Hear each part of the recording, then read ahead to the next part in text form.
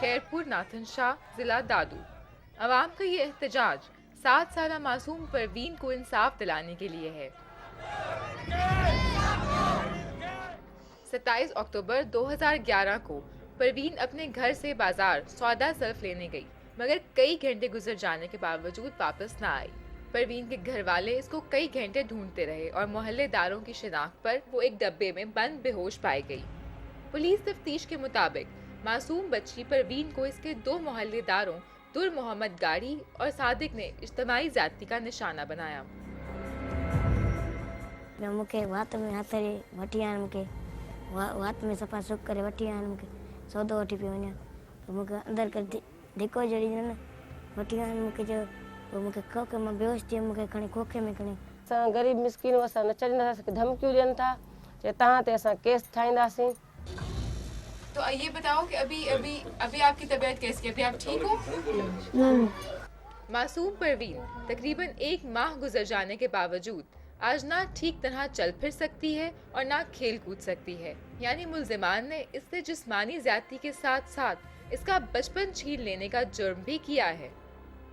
माले न पी सिराए, मूंखे मथे में चक्कर पिया अचनि, अखियुनि में मूंखे अंधारियूं थी अचनि, माले न खाए पी कुछ भी नथी खाए।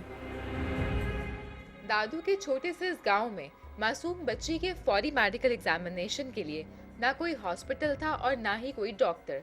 शायद इसी वजह से इसके मासूम जहन से अभी तक तकलीफ का वो वक्त भुलाया ही नहीं जा सका।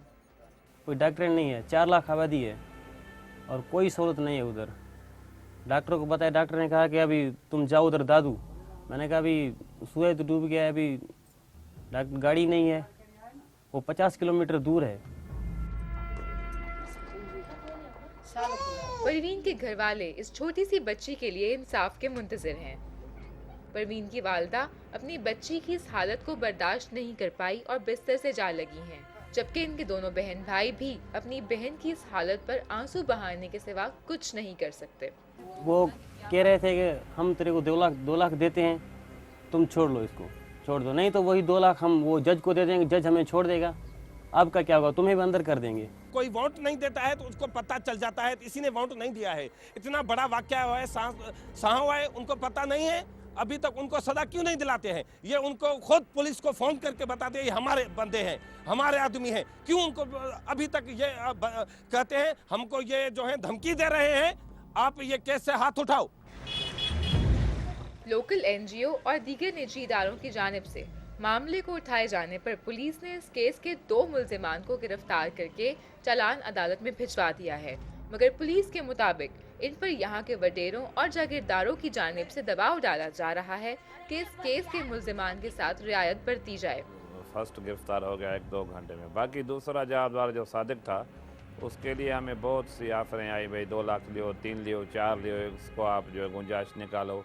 वडेरे, पंचायतें और इनके फैसलों पर कितने ही लोग सर झुकाने पर मजबूर हैं, इस बात से इनकार करना हकीकत जानते हुए नजरें चुराने के मुतरादिफ है। हाँ, मुदाखलत तो ये वडेरे लोग करते हैं, हर क्राइम में मुदाखलत करते हैं, लेकिन हम भी फिर फरियादी की तरफ ले जाते हैं, वडेरों की नहीं सुनते हैं। वडेरों की अगर हम बात करें, वडेरे तो हमारे असेंबली में बैठे हुए, हमारे सरमाएदार भी असेंबली में बैठे हुए।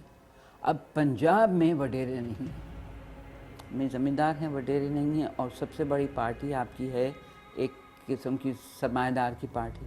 सबसे ज़्यादा वायलेंस पंजाब में है, सबसे ज़्यादा रेप यहाँ है, यहाँ तो वडेरे ही हैं।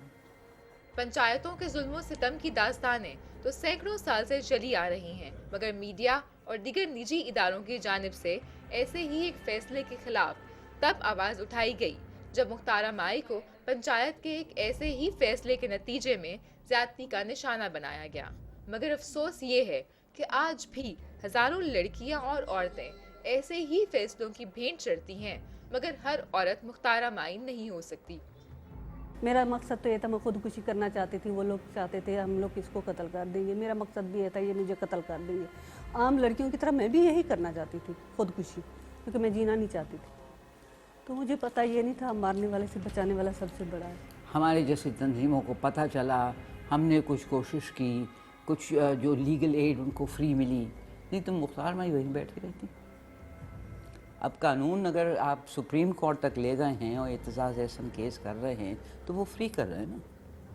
अब कितने लॉयर हैं जो मुख्तार माई के केस को ले जाएंगे वहाँ पर। ऐसे ही मजमूम अजाइम का निशाना बनने वाली शिकारपुर की रिहायशी गुलशन बीबी है, जो अपनी 1 साल की बेटी के साथ रूपोश है। इसके मुताबिक इसके इलाके के वडेरों ने न सिर्फ इसे अगवा किया और जिनसी तशद्दुद का निशाना बनाते रहे, इसका दावा है कि इस जैसी और बहुत सी लड़कियां इनके डेरों पर मौजूद थीं, जिनको जिनसी तशद्दुद का निशाना बनाया जाता है। जब मुझे वो लोग जंगल ले गए, वहाँ पर बहुत सारे लोग मेरे साथ ज्यादती करते थे जंगल में, तकरीबन 9.5 महीने तक वो करते रहे। और अबू खामोश था बिल्कुल, क्योंकि मुझे मार देंगे। अबू कराची में भागता था, कहता था कोई ऐसा इदारा हो। वो लोग बहुत ताकतवर थे, सरदार लोग। अंदरून सिंध की वडेरा शाही में किसी भी औरत को महज शक की बुनियाद पर काली करार देकर मार देना एक आम सी बात है। गुलशन के मुताबिक इसके वालिद ने इसका साथ दिया, जिसकी वजह से वो इन वडेरों के चुंगल से बच निकली, मगर इसी इकदाम के पेश नज़र अब उसे और उसके वालिद को जान का खतरा है, इसीलिए वो रूपोश होने पर मजबूर हैं। मेरी दादी को कत्ल किया था, मेरी चाची को कत्ल किया था, सारे सबूत मिले थे जब अंसार भरनी आया था। तकरीबन 100 से ज़्यादा लड़कियों के सबूत मिले थे, जिनकी कब्रें भी नहीं है। ऐसे मार के फेंक देते दरिया में या कुत्तों के आगे फेंक देते हैं उनकी लाश को। तो सबूत मिले थे, उनके बावजूद उनको कुछ भी नहीं करती, हुकूमत कुछ नहीं करती उनको। कानूनी माहिरीन ऐसी सूरत हाल को हुकूमतों और कानून नाफिज करने वाले इदारों के लिए लम्हा फिक्रिया करार देते हैं, क्योंकि ऐसी कितनी ही बेटियां हर रोज वडेरों और जागीरदारों के जुल्म का शिकार होती रहती हैं, जिनका किसी के पास कोई शुमार तक नहीं। बिलाशुबा ऐसे मजलूमीन की रसाई की हद हमारी पुलिस है, मगर सच तो ये है कि वो भी अक्सर वडेरे की ही ताबेदार निकलती है। जैसे हमारा जतोई का थाना है, तो जो यहाँ के वडेरे हैं उनके अंडर है। जैसे वो कहेंगे वैसे ही होगा, चाहे कोई औरत जिस तरह भी जलील होकर जाए, लेकिन उस वडेरे ने कह दिया इसकी नहीं सुननी। हदूद जिना ऑर्डिनेंस माजी करीब में ख़त्म किया जाने वाला एक ऐसा कानून जिसे पाकिस्तान के साबिक सदर ज़ियाउल हक के दौर में मुतारिफ कराया गया।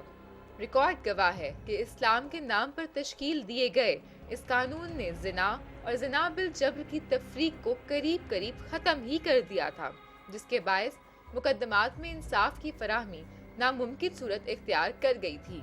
यही वजह है कि हदूद जिना ऑर्डिनेंस का कानून तश्कील दिए जाने से लेकर इसके खात्मे तक एक मुकदमे का मुल्जिम भी सजा का मुस्तहिक नहीं ठहराया जा सका।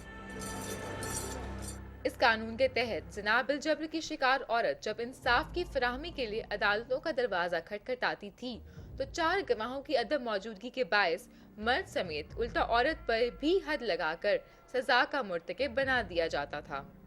अब हमारे कवानीन इतने मुश्किल थे कि जिसके अंदर कहा जाता था कि आपको 4 गवाह चाहिए। भाई खुदारा, जहाँ पे रेप हो रहा है वहाँ पे 4 तमाशबीन बनकर खड़े होंगे, वो उसकी पकड़ के पटाई नहीं लगाएंगे और वो फिर गवाह बनकर क्या जाएंगे। तो ना कभी वो 4 शवाहिद हमें मिलते थे और ना कभी उस बेचारी औरत को इंसाफ मिलता था। इसी एक कानून के पेश नज़र हमारी जेलों में इन औरतों की बड़ी तादाद मौजूद होती थी, जिनके खिलाफ हदूद जिना ऑर्डिनेंस के मुकदमात दर्ज होते। इनमें वो भी शामिल रहती जो खुद ज्यादती का निशाना बनी और इंसाफ तलाश करती जेल तक पहुंच गईं। हदूद ऑर्डिनेंस के खात्मे के बाद इन मुकदमात को दोबारा ताज़ीरात पाकिस्तान की दफ़ा 376 के तहत दर्ज किया जाने लगा।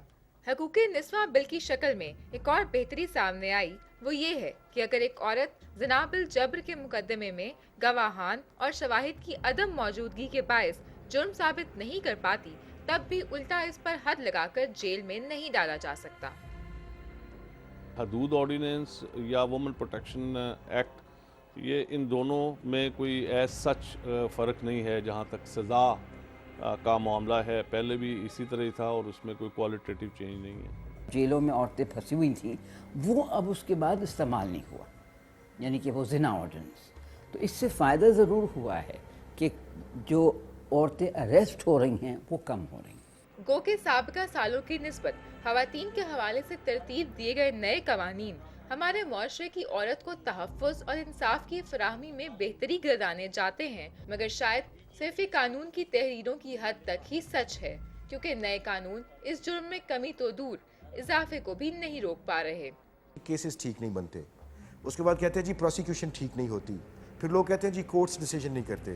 میں کہتا ہوں کہ these 3 factors might be right, but جو کمپلیننٹ ہے وہ جھوٹا ہے, اس کے گواہ جھوٹے ہوں گے, اس نے ساری کی ساری ایف آئی آر کو فج کیا ہوا ہوگا, اور جب اس فجڈ ایف آئی آر کو کورٹ میں جب جا کے اس کو ثابت کرنا پڑتا ہے تو وہ کورٹ میں ثابت ہو ہی نہیں سکتی. تفتیشی کی نظر سے دیکھیں تو زنا بالجبر کے مقدمات میں متاثرہ لڑکی کی فوری میڈیکل رپورٹ انصاف کی فراہمی کی پہلی سیڑھی کی مانند ہے, کیونکہ اس کے ذریعے ماہر ڈاکٹرز یہ تک آسانی سے طے کر سکتے ہیں کہ کون سا زنا بالجبر ہے اور کون سا زنا بالرضا.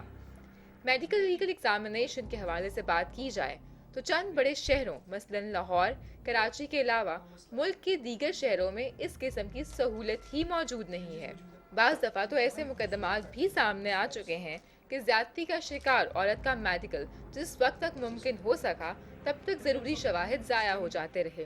ایسی صورت میں زیادتی کو ثابت کرنا ناممکنات میں سے ہو جاتا ہے.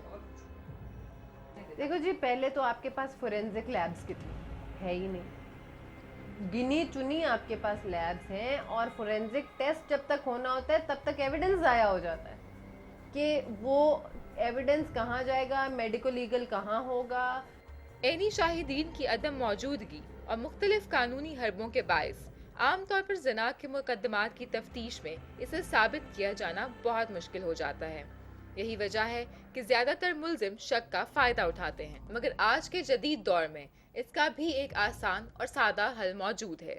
زنا کے مقدمات کی تفتیش میں ایک طریقہ ایسا بھی ہے جو ان مقدمات میں کسی بھی تفتیشی کا سب سے کارگر ہتھیار ثابت ہو سکتا ہے. وہ ہے 10,000 روپے کا ڈی این اے ٹیسٹ. بلا شبہ یہ کسی غریب مدعی کی استطاعت سے تو دور ہے, مگر شاید ہماری سرکار سے نہیں. اس کو جب مشین کو رن کیا جاتا ہے جینیٹک انالائزر کو, تو اس کی اپنی رننگ کاسٹ لیکس میں آتی ہے. تو اگر آپ ان سب کو کیلکولیٹ کریں تو جو ایک پرائس پڑتی ہے ایک کیس کے اوپر, that is about 10,000 rupees per case, plus جتنے اسیلنٹس اور آ جائیں ان کے اوپر فردر چارجز لگائے جاتے ہیں. اگر سرکاری سطح پر زنا کے مقدمات میں ڈی این اے ٹیسٹ کروا لیا جائے تو نہ صرف ان مقدمات کی تفتیش بہت آسان ہو جائے گی, بلکہ اس طرح ملزموں کو سزائیں بھی مل پائیں گی.